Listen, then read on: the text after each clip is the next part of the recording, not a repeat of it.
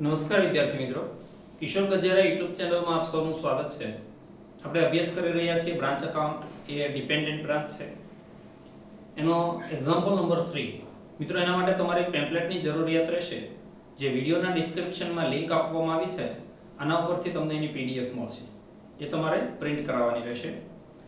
જે પહેલા બે સમજો એની અંદર માત્ર એક પેટી કેશ અને બીજું બ્રાન્ચ એકાઉન્ટ બનાવ્યું હતું. હવે અહીંયા બધામાં જ તમારે પેટી કેશ, બ્રાન્ચ, ટ્રેડિંગ અને પ્રોફિટ એન્ડ લોસ ચાર બનાવવાના રહેશે. હવેથી બધી જ વિગતની બે એન્ટ્રી આવશે. તમારે અત્યારે સમજી લેવાનું કે કઈ વિગતની બે એન્ટ્રી ક્યાં આવે. કોઈ પણ સમ હોય પછી એ વિગતની એ જ બે જગ્યાએ એન્ટ્રી આવે, સિવાય કે ફર્નિચર. ફર્નિચરની માત્ર એક જ આવશે, કારણ કે ફર્નિચર એનું અકાઉન્ટ આપણે નથી બનાવવાનું હતું, એટલે એની એક જ. એ સિવાય બધાની બે એન્ટ્રી આવશે. બરાબર ધ્યાન આપજો. Wadia traders has a branch at Nagpur. Wadia ટ્રેડર્સની example number 3. A firm has a branch at Surat. એક પેઢીની સુરતમાં બ્રાન્ચ છે. Head office goods sent to branch at cost on the condition that sale are to be made for cash only. Head office માલ મોકલે છે એવી શરત સાથે કે માત્ર કેશ સેલ કરવું. All cash received by branch is remitted to the head office daily. Branch પાસે જેટલી કેશ હોય એટલી હેડ ઓફિસને રોજ મોકલી આપે છે. The head office sent cash for all branch expenses. બ્રાન્ચના એક્સપેન્સીસ માટે કેશ મોકલે છે head office. The following are the particulars relating to branch for the year ended 31st March 2021. 31મી March 2021 ના વર્ષની આ માહિતી છે.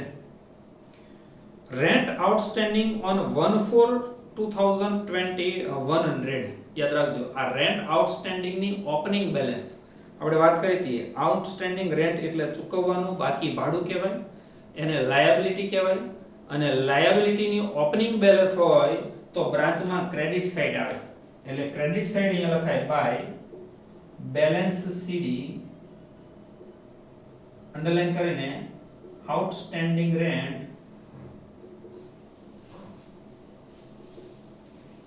100. હવે આની બીજી એન્ટ્રી માટે આમાં તમે ટિક કરી રાખો, આ રેન્ટ આઉટસ્ટેન્ડિંગ પર. જ્યારે આપણે રેન્ટ પ્રોફિટ એન્ડ લોસ માં લખીએ ત્યારે એમાંથી પેલા 100 માઈનસ થાય, એટલે એક એન્ટ્રી આપી, એક હજી બાકી. Stock of the goods 1/4/2020 7000. Opening stock. Branch debit, trading debit. બ્રાન્ચમાં ડેબિટ સાઈડ લખાય ટુ બેલેન્સ બીડી, બંને સાઈડ આવશે. લાયબિલિટી હશે તો ક્રેડિટ સાઈડ, એસેટ્સ હશે તો ડેબિટ સાઈડ. સ્ટોક 7000. અને ટ્રેડિંગ માં પણ ડેબિટ સાઈડ લખાય ટુ ઓપનિંગ સ્ટોક 7000.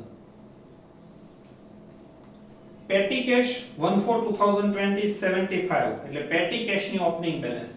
પેટી કેશ ડેબિટ, બ્રાન્ચ ડેબિટ. અહીંયા લખાય ટુ opening balance 75. यहाँ लखा है petty cash 75. મિત્રો, ઓપનિંગ બેલેન્સ અને ક્લોઝિંગ બેલેન્સ જેટલી વિગત હોય બધી ઇનર કોલમમાં લઈ અને પછી સરવાળો બહાર કરો બને ત્યાં સુધી, તો 7075 આટલું ટોટલ બહાર જશે. Goods received from head office. Head office પાસેથી મળેલ માલ. Branch debit, trading debit. અહીંયા લખાય to goods received from head office 40000 40. અહીંયા પણ debit side to goods received from head office 40000. મિત્રો, આને ઇનર કોલમમાં લખવા, કારણ કે આની અંદરથી રિટર્ન હોય ને એ માઈનસ થાય છે. Furniture received from head office 1/10/20. મિત્રો, આની એક જ અસર બ્રાન્ચ ડેબિટ. ફર્નિચર ની એક અસર, બાકી બધાની બે. ટુ ફર્નિચર ઇન્ટુ બ્રેકેટ એની ઓપનિંગ બેલેન્સ ડેટ છે 1/10/20 4000. હેડ ઓફિસે 4000 નું ફર્નિચર 1/10 મોકલ્યું. Petty cash received from head office 2020-21 300. હેડ ઓફિસે પેટી કેશ મોકલી, પેટી કેશ ડેબિટ, બ્રાન્ચ ડેબિટ બે એન્ટ્રી આવશે. અહીંયા લખાશે to bank account into bracket petty cash in the amount 300 અને સેમ એન્ટ્રી બ્રાન્ચ ની debit side to bank account પેટી કેશ 300. મિત્રો બધાની બે એન્ટ્રી કઈ કઈ જગ્યાએ એક વખત બરાબર સમજી લેજો. ત્યાર પછી છે goods return to head office 2000. બ્રાન્ચે હેડ ઓફિસ ને માલ રિટર્ન કર્યો. બ્રાન્ચમાં ક્રેડિટ સાઈડ અને ટ્રેડિંગ માં ડેબિટ સાઈડ આ ગુડ્સ સેન્ટ માંથી માઈનસ. આપણે જોઈએ કઈ રીતે. અહીંયા લખાય બાય ગુડ્સ રિટર્ન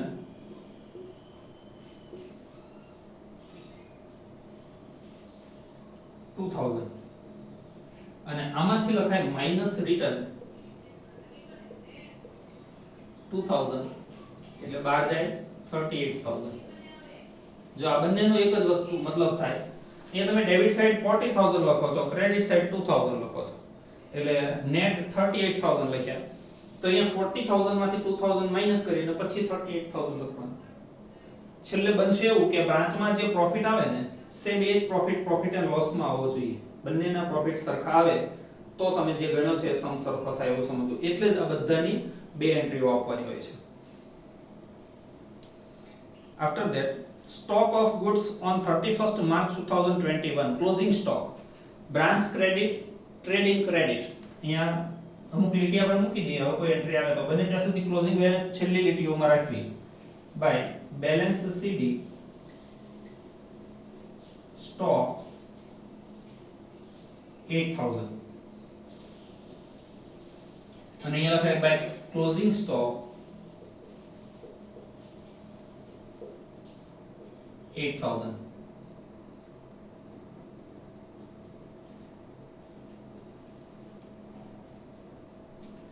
પેટી કેશ 31st March 2021 125 એટલે પેટી કેશ ની ક્લોઝિંગ બેલેન્સ.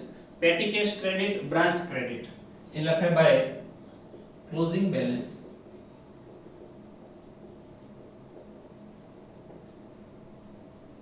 125 અને પેટી કેશ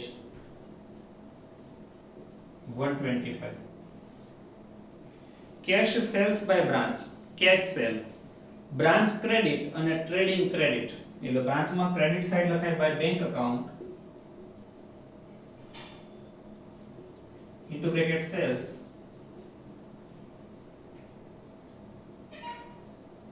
$70,000 અને ટ્રેડિંગ માં ક્રેડિટ સાઈડ લખાય બાય સેલ્સ 70,000. ચલો પછી છે expenses received from head office અને પેડ બાય બ્રાન્ચ. હેડ ઓફિસે શું કર્યું? રેન્ટ માટે 900 રૂપિયા મોકલ્યા, પણ એમાંથી બ્રાન્ચે ચૂકવ્યા કેટલા? 700. સેલરી હેડ ઓફિસે 3000 મોકલી, બ્રાન્ચે ચૂકવી કેટલી? 2500. કેરેજ 100 મોકલ્યા હેડ ઓફિસે, એમાંથી 80 ચૂકવ્યા. વેજીસ 300 માંથી 200 ચૂકવ્યા. ઇલેક્ટ્રિસિટી 150 માંથી 150 પૂરી ચૂકવી. એડવર્ટાઇઝ 80 માંથી 60 ચૂકવ્યા. એટલે જેટલા હેડ ઓફિસે મોકલ્યા છે એટલી અમાઉન્ટ આવશે બ્રાન્ચની ડેબિટ સાઈડ. એમાંથી જેટલા બ્રાન્ચે પેડ કર્યા છે એટલા ટ્રેડિંગ અથવા પ્રોફિટ એન્ડ લોસ માં. તો સૌપ્રથમ આ રિસીવ્ડ વાળી અમાઉન્ટ આપણે લખી દઈએ બ્રાન્ચમાં ડેબિટ સાઈડ. અહીંયા લખાય to bank account into bracket expenses. એમાં અંડરલાઈન કરીને રેન્ટ 900 ઇનર કોલમ. આ તમે રેન્ટમાં ટિક કરજો, કારણ કે આ જે આઉટસ્ટેન્ડિંગ રેન્ટ છે એ પ્રોફિટ એન્ડ લોસ વખતે માઈનસ થશે. આમાં નહીં, આમાં તો જે રકમ હોય એ જ લખી દેવા 900. સેલરી 3000, કેરેજ 100, wages 300, electricity 150,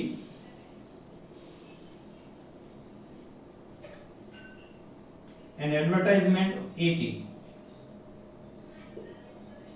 આનું ટોટલ થશે 4530. મિત્રો તમે પણ આ બંને કોલમના ટોટલ કરી અને લખજો. રિસીવ્ડ ફ્રોમ હેડ ઓફિસ નું ટોટલ આવે છે 4530 અને બાજુનું કોલમ પેડ બાય બ્રાન્ચ નું આવશે 3690. બંને કોલમના ટોટલ લખજો, એ કામની વસ્તુ છે.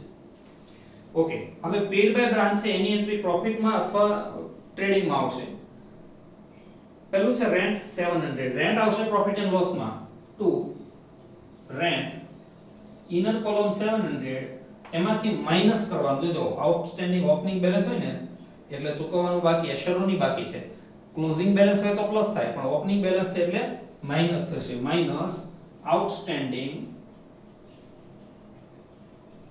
100 એટલે બહાર જશે 600. આફ્ટર ધેટ સેલરી 2500, સેલરી પણ પ્રોફિટ એન્ડ લોસ માં જ આવશે. Two salary 2500. કેરેજ, કેરેજ એટલે ગાડા ભાડું થાય, એ પાછું ટ્રેડિંગ માં આવે. Two carriage 80. વેજીસ, એ પણ વેજીસ એટલે મજૂરી, ટ્રેડિંગ માં 200.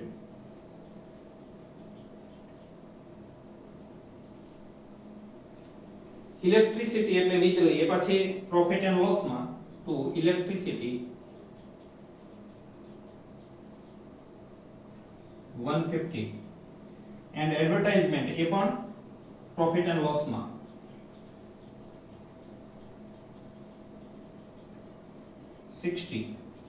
સીધું બાર જ લખ્યું છે એટલે ટોટલ કરવાની જરૂર રહેતી નથી.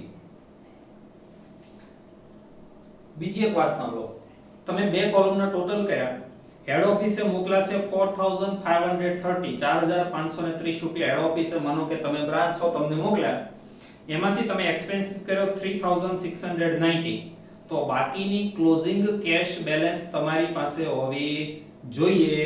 એ બ્રાન્ચ એકાઉન્ટમાં ક્રેડિટ સાઈડ લખાય, અહીંયા લખાય કેશ ઇન્ટુ બ્રેકેટ 4530 માઈનસ 3690, એટલે આ ક્લોઝિંગ બેલેન્સ આવશે 840. મિત્રો આ વસ્તુ ભૂલ્યા વગર અહીંયા લખવાની. તમે અહીંયા ડેબિટ સાઈડ પૂરી રકમ લખો છો, અહીંયા ડેબિટ સાઈડ અધૂરી રકમ લખો છો, જેટલા ચૂકવા એટલા. તો આમાંથી જેટલા વધે છે એટલા ક્રેડિટ સાઈડ તમારે બતાવવા પડે, નહીં તો આ બંનેનો સરવાળો સરખો થાય નહીં.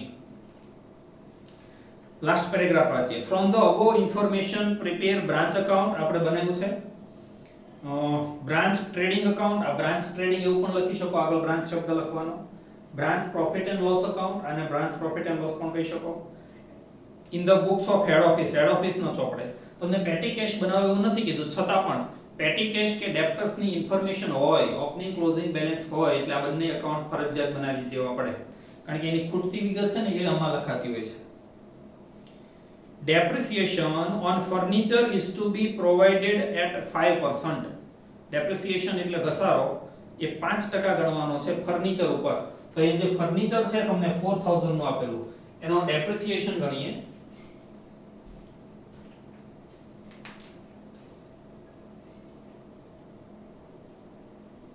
એ લખીએ ફર્નિચર,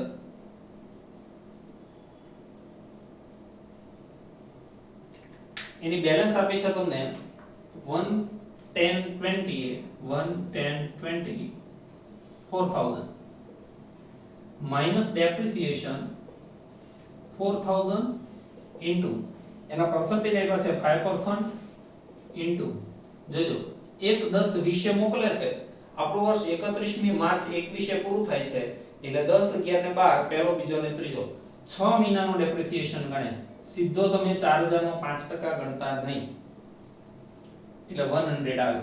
અને 3900 આને કહેવાય ડેપ્રિસિએટેડ વેલ્યુ, એટલે ઘસારા બાદ કિંમત. તો મિત્રો 100 ડેપ્રિસિએશન પ્રોફિટ એન્ડ લોસ ની ડેબિટ સાઈડ લખાય. ટુ ડેપ્રિસિએશન on furniture 100, અને આ જે ડેપ્રિસિએટેડ વેલ્યુ છે ઘસારા બાદ કિંમત, એ મિલકતની આખરની બાકી, એ અહીંયા બ્રાન્ચમાં ક્રેડિટ સાઈડ, એટલે અહીંયા લખાય ફર્નિચર અમાઉન્ટ 3900. હવે તમે આખો ફંડા સમજી લો. અહીંયા તમે લખો છો 4000, ક્રેડિટ સાઈડ લખો છો 3900, એટલે ડેબિટ સાઈડ 100 ચોખ્ખા લખ્યા, એ સીધી રીતે પ્રોફિટ એન્ડ લોસ માં 100 લખ્યા, ડેપ્રિસિએશન બતાવ્યું. એટલે જ આ બંનેનું પ્રોફિટ છે એ સરખો આવે છે. હવે કોઈ વિગત બાકી રહેતી નથી. આનું જો ટોટલ કરીએ તો 375 અને ડિફરન્સ આવશે 250. આની કહેવાશે બાય પેટી એક્સપેન્સીસ અને પેટી એક્સપેન્સીસ ની બીજી એન્ટ્રી આવશે બરાબર યાદ રાખજો પ્રોફિટ એન્ડ લોસ ની ડેબિટ સાઈડ નફા નુકસાનની ઉધાર બાજુ ટુ પેટી એક્સપેન્સીસ 250. હવે બ્રાન્ચ અકાઉન્ટ ક્લોઝ કરીએ એના માટે આ ક્લોઝિંગ બેલેન્સ નું ટોટલ તમારે બહાર ખેંચી જવું પડે. એ થાય છે 12860.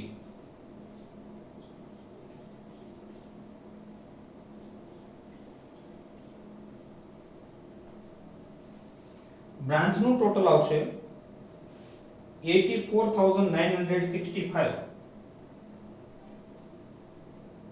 આ 12865 છે અને બ્રાન્ચ નું ટોટલ 84965.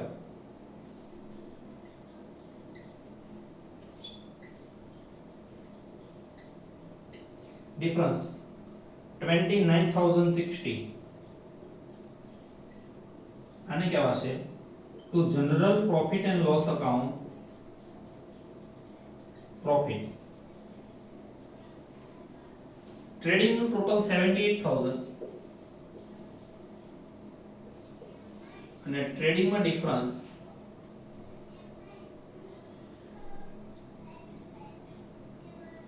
32720.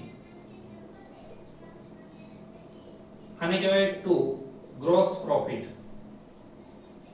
અને આ ગ્રોસ પ્રોફિટ ની બીજી એન્ટ્રી પ્રોફિટ એન્ડ લોસ માં credit side by gross profit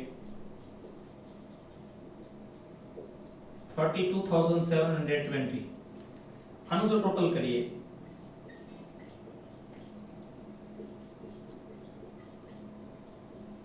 તો આનો ડિફરન્સ પણ ડેબિટ સાઈડ આવવો જોઈએ 29060. તમે પણ આ કેલ્ક્યુલેશન કરી શકો સાથે. ટુ આને કહેવાશે નેટ પ્રોફિટ ચોખ્ખો નફો. જો મિત્રો આ બંને પ્રોફિટ સરખા આવે તો જ તમે ગણેલો દાખલો સાચો છે એવું સમજવું. નહીં તો કોઈ જગ્યાએ ભૂલ કરી છે. બધાની જ બે એન્ટ્રી કોઈ પણ એક સમ તમે જોઈ લો પછી બાકી બધાની અંદર સેમ એન્ટ્રી આવશે. Thank you friends.